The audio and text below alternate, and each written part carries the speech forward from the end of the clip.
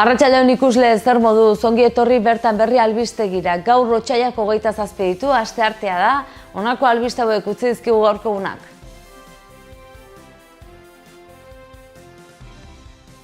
Laura Perezek salatu du etikoki gaitzesgarria dela aldugutik kanporatu izana. Perezen ustez alderdiaren estatuko berme batzordeak du azken hitza. Enrique Goñi Nafarroako kutxako zuzendari nagusi ohia Espainiako Kongresuan izango da gaur, aurrezki kutxa horren desagerketaren inguruan azalpenak ematen. Madrilen abiadura handiko trenaren etorkizuna zein izanen den aztertzeko batzorde izanen da gaur.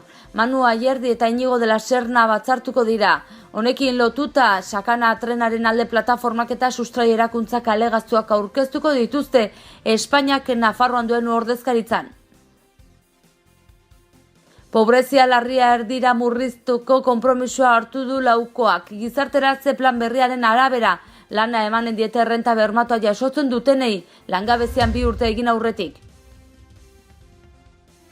Hitzarmen ekonomikoaren berri emateko jardunaldi bat eginen da ostiralean goizeko 9:00 arratsaldeko 1:30 arte Baluarten. Maiatzaren 7 hasiko da indargorriko 11 kideren aurkako epaiketa. Fiskaltzak 2 urteko kartzela zigorra eskatu daietako bakoitzarentzat talde kriminal bateko kide izatea leporatuta. Sormen lanari balia handiagoa emateko Sanferminetako kartel lehiaketan zirriborroak aurkeztu eta saltzeko fase bat txertatu du Iruñako udalak. Politika kontuekin hasiko dugu astearte honetako albistegia. Laura Perezek salatu du etikoki gaitzesgarria dela alderditik kanporatu izana. Perezen esanetan, estatuko berme batzordeak du azken hitza. Aurreko astean alduguko berme batzordeak Laura Perez alderditik kanporatu zuen barne araudiak eta kode etikoa urratu zituela ebatzi da. Atzo Laura Perezek lehen aldiz hitz egin zuen bere kanporatzeari buruz. Haren esanetan ebazpena oinarri juridikorik gabea eta etikoki gaitzesgarria da. Alduguko idazkari nagusi ohiak nabarmendu du erabakia ez dela behin betikoa, oraindik ez dakielako helegiterik jarriko duen. Perezen arabera Espainiako Podemosen berme batzordeak du azken hitza eta Nafarroako alduguk ez du hori aintzat hartu. Atzo Bianako udaletxean egin zuten asteleheneroko Nafarroako parlamentuko mailaren eta eledunen batzordearen bilera. Bertan, alduguko parlamentu taldeko bozeramaile gisa joan zen Perez. Duela aste gutxi hildo ofizialarekin kritiko azaldu diren 4 parlamentariek Mikel Buil kargutik kendu eta Carlos Couso izendatu zuten, baina atzo Perezek hartu zuen haren tokia. Perezen hitzetan Buil kargutik kentzea tramite bat izan zen, formalki eledun bat eta haren albokoa izendatu behar direlako. Haren esanetan, Buil eledun kargutik kentzea erabaki hona izan da izan ere, eledun batek parlamentariak taldetik kanporatzeko eskumena du eta berme batzordearen erabaki eskuartean izan da, uste du Builek erabaki hori har zezakela.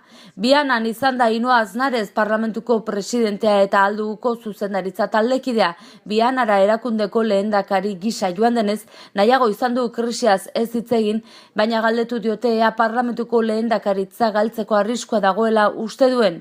Galdetu 4 parlamentariei izan da Ainhoa Aznarezen erantzuna.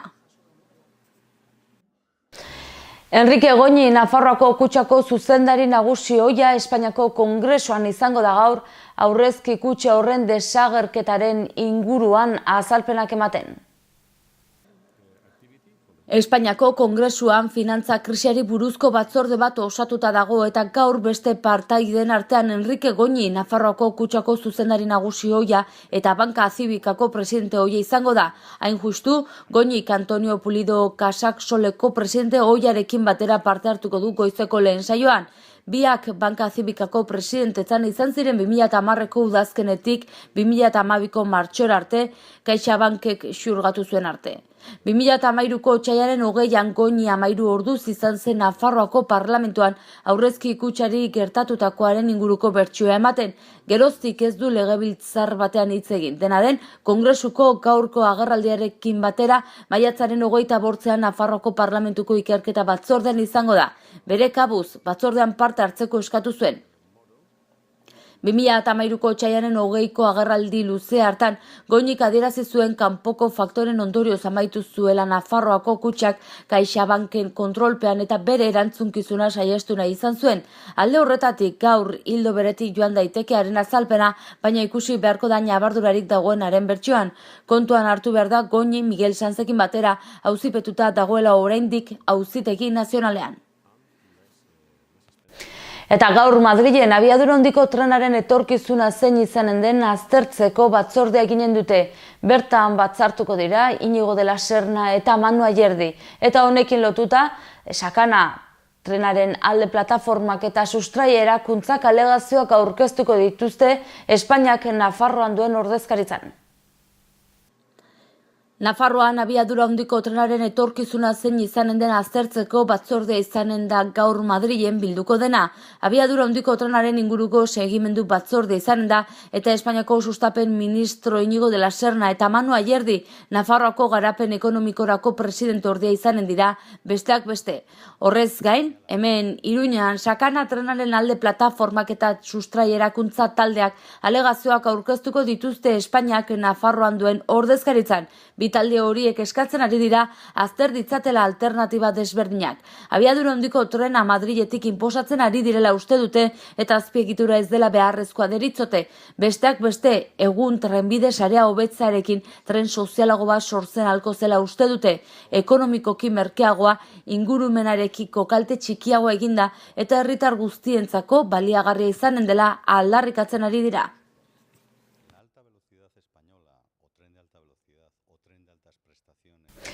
Albiste gehiago utzizkigu gaurko egunak, pobrezia larria erdira jaisteko konpromisoa hartu du lauko gobernuak. Gizarteratze plan berriaren arabera lana emanen diete, errenta bermatua jasotzen dutenei langabezian 2 urte egin aurretik.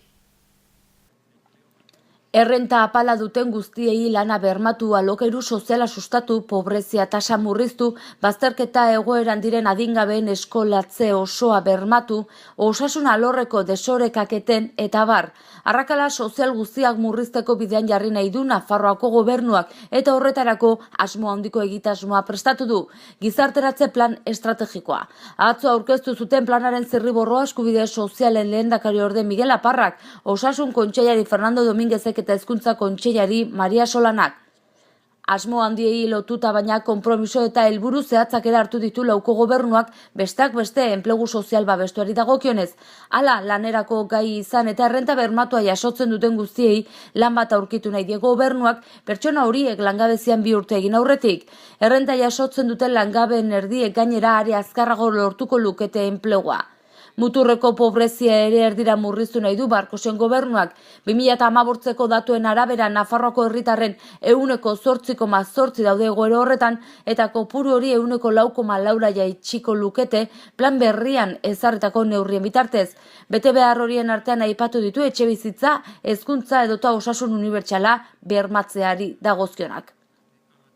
Zehazki atzo aurkeztutako bide horrian laukoak eskubide subjektik botzat jo du etxebizitza, administrazioari exigitu dakiokeen eskubidetzat alegia. Besteak beste, alokairu sozialeko etxebizitzak eta diru laguntza berezia sustatuko dituzte gazteen eta errenta apaleko familien artean. Hezkuntza ere epagai izan dute gobernuko ordezkariek atzoko saioan. Plan estrategikoaren barruan lauko aztertzen ari da nola lortu eskola behar baino lehenago uzten dutenen kopurua 8%tik beti izatea. Beti ere kontuen izan da 2017 arazo horrek Nafarroako gazteen 11,3 eragin ziela eta Bruselak 10% helburu ezarri diela Europako Batasuneko kide guztiei. Hezkuntzako baliabideen banaketa bidezko bat ere bermatuko dute.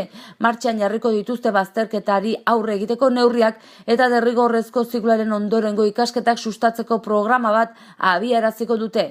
Osasunaren alorrean azkenik klase sozialen arteko arrakala handia dela azpimarratu dute ikerketek. Desoreka hori murrizteko xedea du gizarteratze planak pobreziari lotutako gaitzei aurre eginez. Hala, depresioak, buruko gaitzak, gizentasuna eta diabetesa prebenitzeko programak sustatuko dituzte.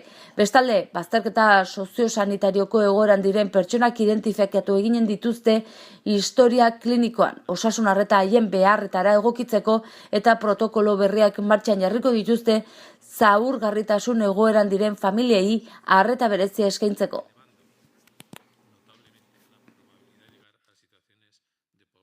Hitzarmen ekonomikoaren berri emateko jardunaldi bat eginen dute ostiralean Baluarten.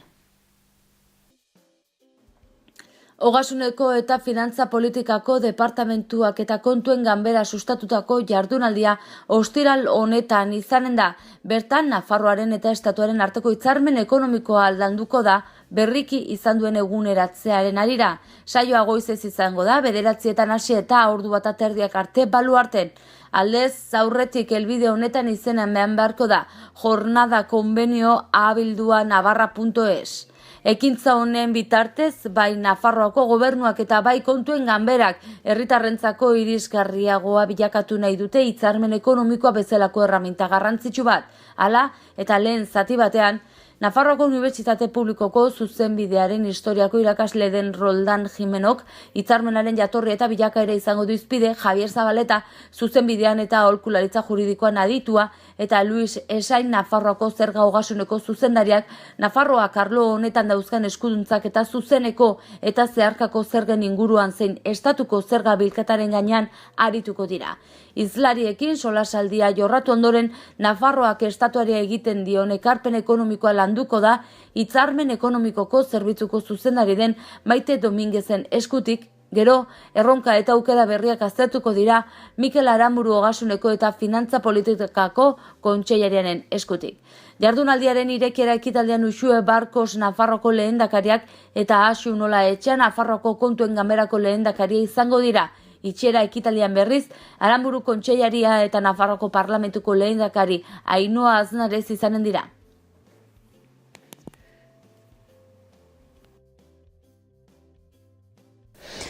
Eta hurrengo maiatzaren 7an hasiko da Indargorriko 11 kideren aurkako epaiketa. Fiskaltzak 2 urteko kartzela zigorra eskatu du, haietako bakoitzarentzat talde kriminal bateko kide izatea leporatuta. Iazko apirilean Iruñako instrukzio auzitegiko 2. aretoko epaileak erabaki zuen bazegoela nahiko zantzu Indargorriko 21 kide auzipetzeko. Guztiei egozten zieten osasunaren bidaiak baliatzea indarkeriazko delituak egiteko. Ordea, fiskaltzak horietatik 11 aurkako salaketa aurkeztu zuen eta ondorioz artxibatu egin zuten beste 10 aurkako prozedura. Horrela, datorren maiatzaren 7an hasiko da 11 pertsona horien aurkako auzia. Fiskaltzak 2 urteko kartzela zigorra eskatu du haietako bakoitzarentzat talde kriminal bateko kide izatea leporatuta. Auzipetutako horietatik 10 helegiteak aurkeztu zituzten, baina epaileak atzera bota ditu.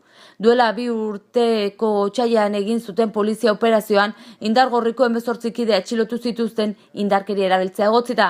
Osasunaren zale taldeak salatu zuen mugimendu festazale, abertzale iraultzaile, borrokalari eta ezerosoaren aurka egiteko erabilitako azpilokoa izan zela operazioa.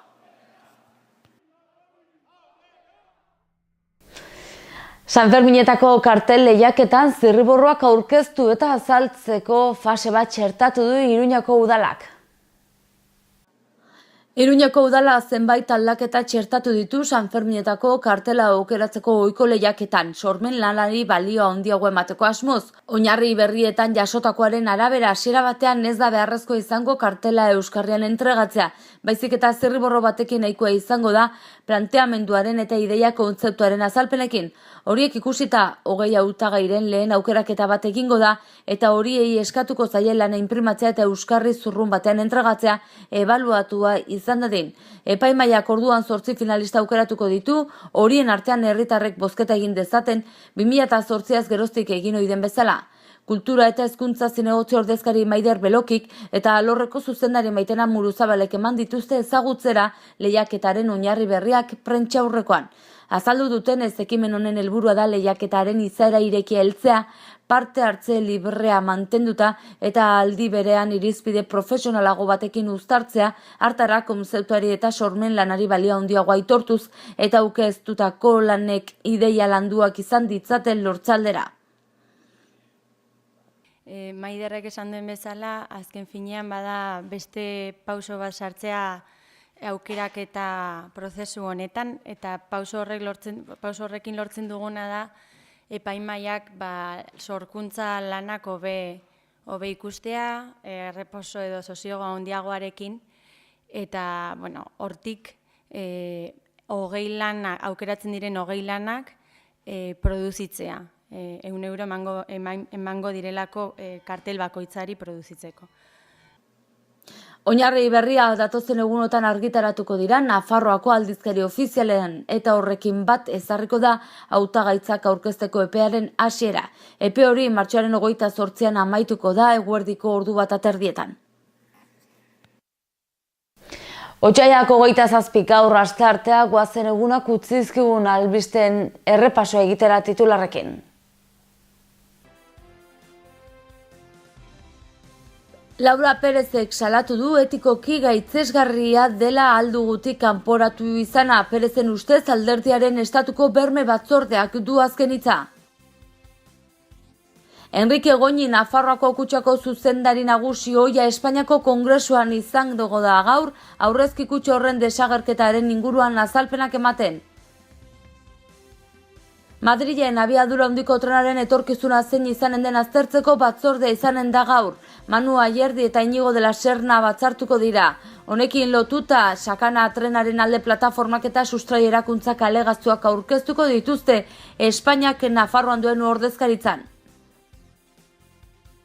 Pobrezia larria erdira murriztuko konpromisoa hartu du laukoak. Gizarteratze plan berriaren arabera, lana emanen diete errenta bermatua jasotzen dutenei, langabezian 2 urte egin aurretik.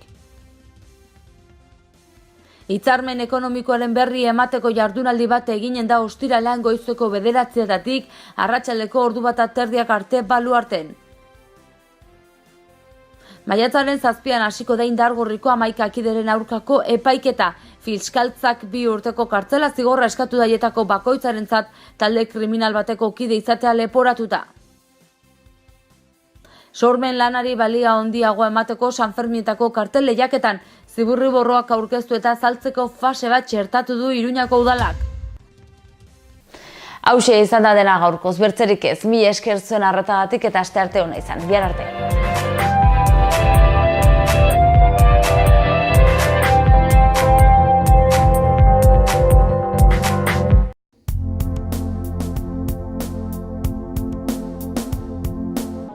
Gorritxon atsedenerako sistema hoberenak eta loaldi egoki batendako beharrezkoak diren produktuak aurkituko dituzu. 40 urte daramatzagu punta-puntako materialak eta marka hoberenak bezeroaren eskura jartzen. Deskansatzeko sistemetan aditua gara, sofak, koltsoiak, somierrak. Hurbildu eta eskuzabali jasoko zaitugu. Iruña, Gorritxo.